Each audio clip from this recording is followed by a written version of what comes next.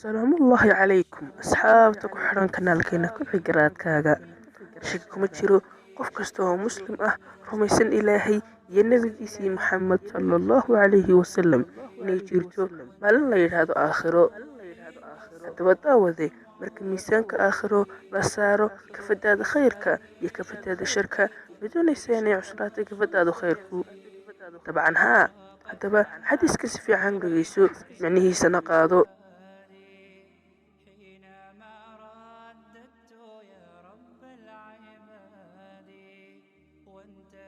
عن أبي هريرة رضي الله عنه قال: قال رسول الله صلى الله عليه وسلم: كلمتان خفيفتان على اللسان ثقيلتان في الميزان حبيبتان إلى الرحمن سبحان الله وبحمده سبحان الله العظيم.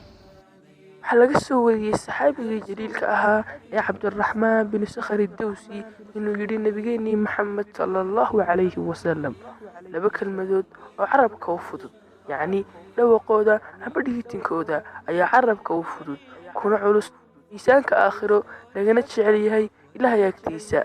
ma rabtaa inaad ogato labadaa kelmadood? dabcan haa. subxaana allahi wabixamdih subxaana allahi alcadiim.